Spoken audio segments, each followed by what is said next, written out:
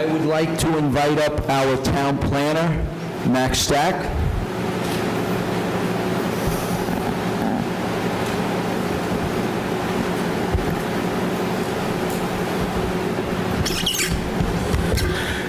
Hello, Mr. Supervisor, Town Board.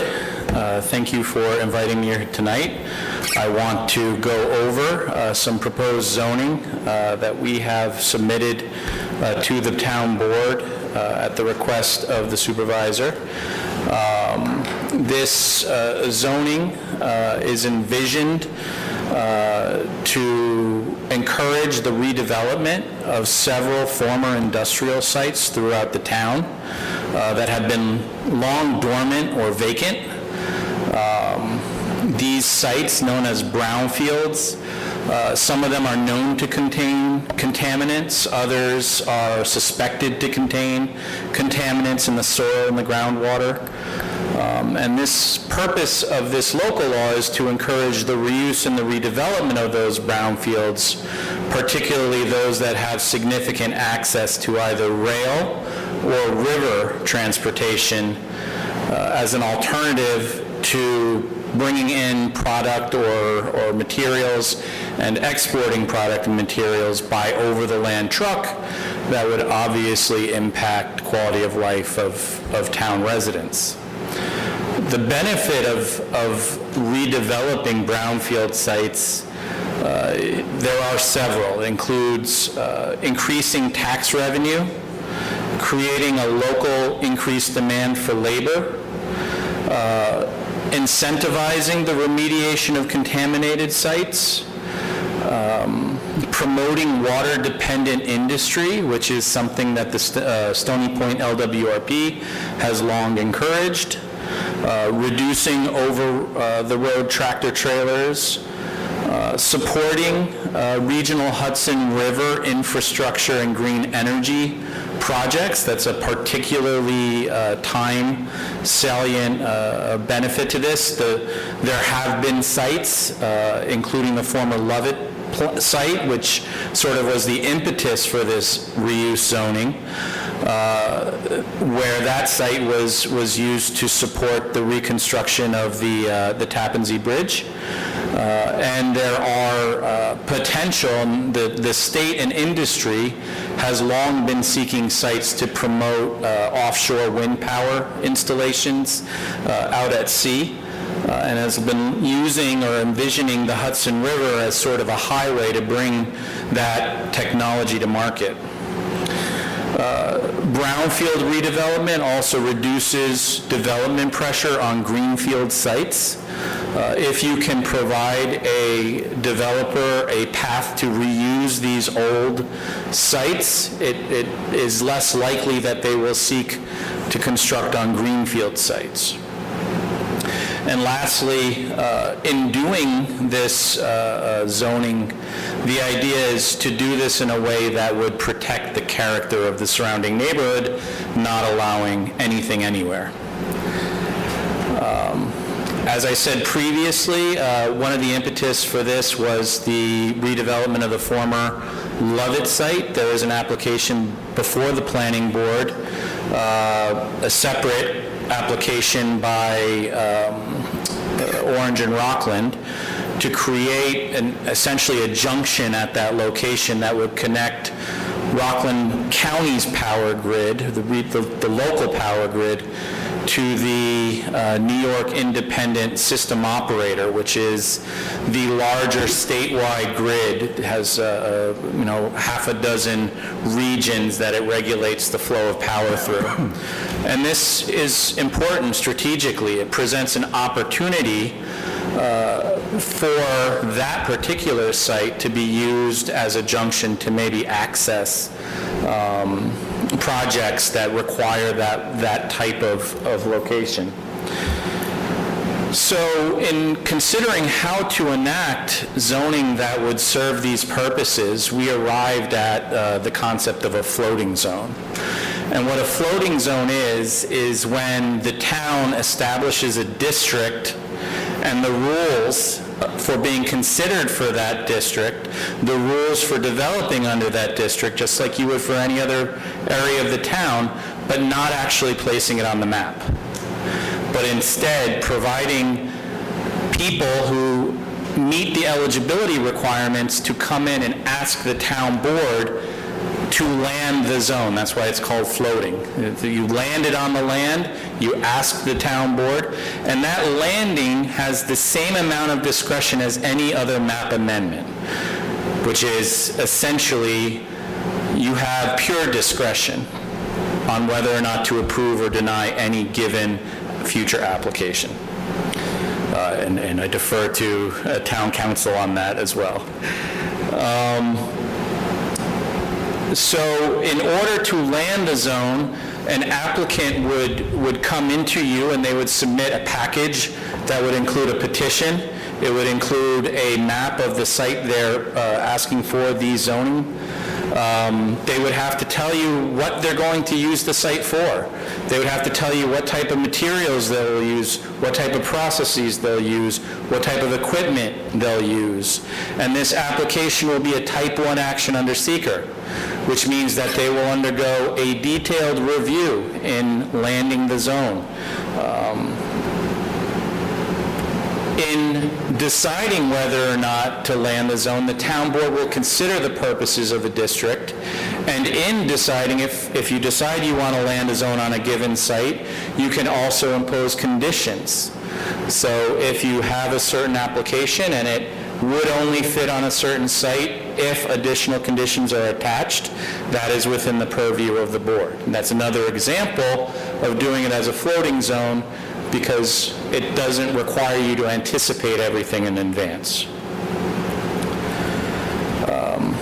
Essentially, the way it's written now, the zone would be very similar to the landed LI district, light industry district. So it would allow a range of uses, but it would also allow uses that are particularly applicable to sites that are either on the river or on the rail, because one of the requirements of this district will be that a significant majority of the materials coming in and the product going out have to come from the river or the rail.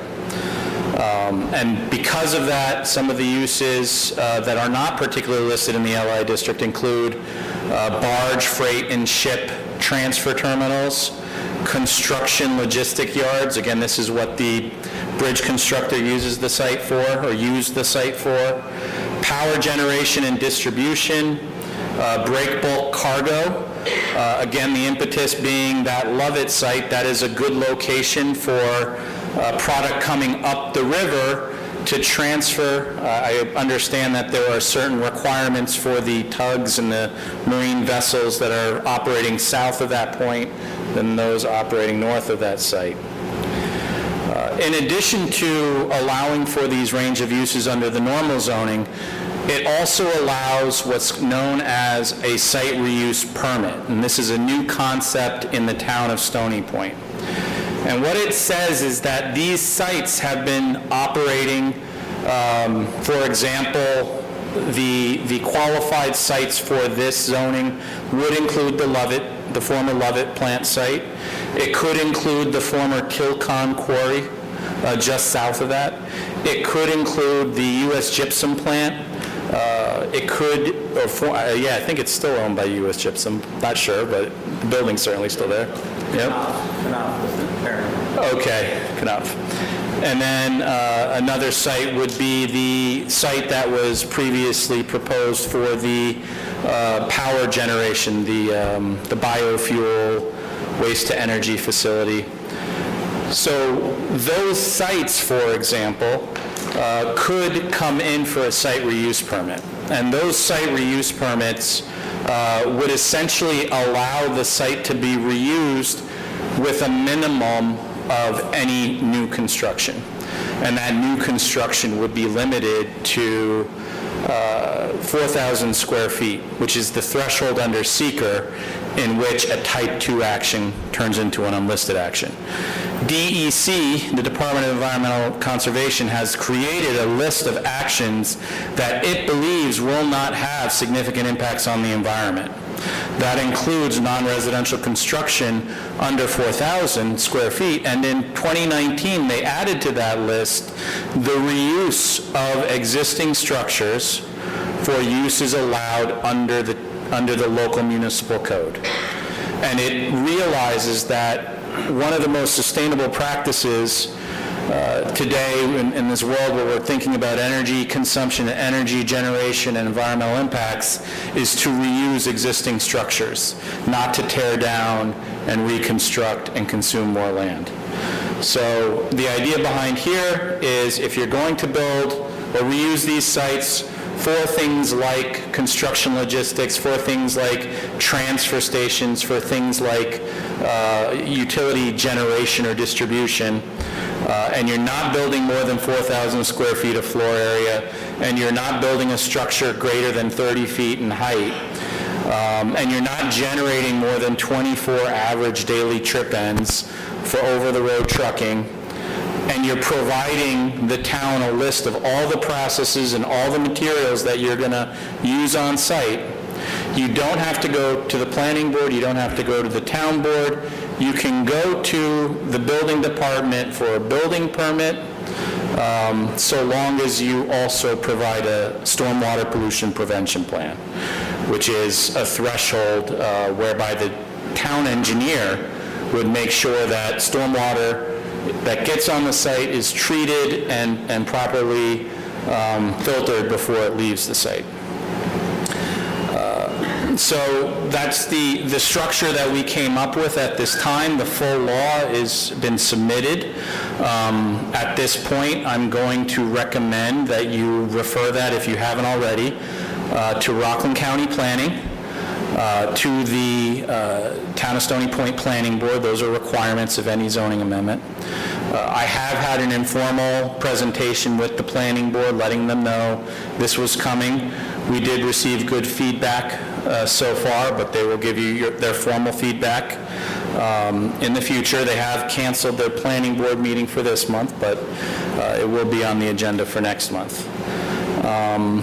With that, are there any questions or clarifications? You know, what we're actually doing is an opportunity to increase the tax, increase the redevelopment of that site. And correct me if I'm wrong, we witnessed how beneficial it was for the construction to use that dock for the Tappan Zee Bridge. We didn't have the trucks backing up on 9W, but I don't think they were allowed under the zoning what they were doing there. It actually really needed the correct zoning, and that's one of the things we're looking to do here. Yeah, that is correct. I mean, when you're dealing with public projects like that, you're dealing with DOT taking action. There's question as to whether they're subject to local zoning. There's a Monroe test that should be applied. Oftentimes, these levels of government do things without necessarily doing that, but you hope that DOT is sort of doing the right thing. Yeah, it's an excellent opportunity to use the resources we have here, the river, the rail, and this is the opportunity we have to look into this floating zone. I think you did a great job with all your research and putting this together, so I want to thank you. I think our next step, I'd like to hear from the public, set a public hearing. Our next, if there's enough time, we could start the public hearing at our next town board meeting, which is August 9th at 7 p.m. here. So I'll make that in a form of a motion to set the public hearing for August 9th at 7 p.m. I'll second that. Motion is second. All in favor? Aye. Motion carries. So we'll start that public hearing. I don't know, it is the summer months.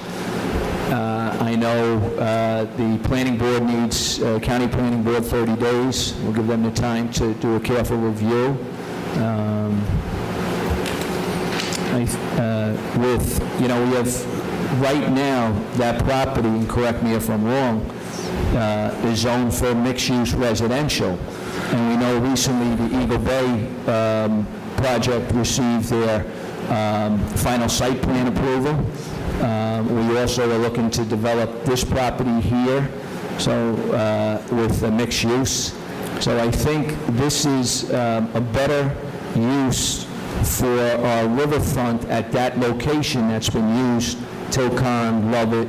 So I think this is a definite opportunity to develop that site, which would be a huge benefit, not just create jobs, but a real good fit for Stony Point. And the best part about the floating zone is we have discretion to approve or not approve that type of, based on what is being presented. That's correct, absolutely. That makes it important. If I could comment on this topic, for the people that I grew up here, and when I tell you how many people worked at the gypsum plant, the Lovett plant, and the Tompkins Cove, which is now Tilcon, it's called New York Trap Rock when I was young, the amount of jobs, and they were all mostly people that lived in the community that worked here. If we could have the right combination of residential and be able to develop this would be fantastic for our town. And those operations were able to operate alongside of housing. Many of the people lived right next door to work there. I myself lived right in front of the gypsum plant, and it was in my backyard. And it provided a lot of great jobs for a lot of people. There was over 100 jobs at that plant since it opened in '55. And now there's none except for a security guard and maybe one guy that goes in there. So if we can make this work, it would certainly be in the best interest of our town. Okay, thank you, Max. Thank you, Max.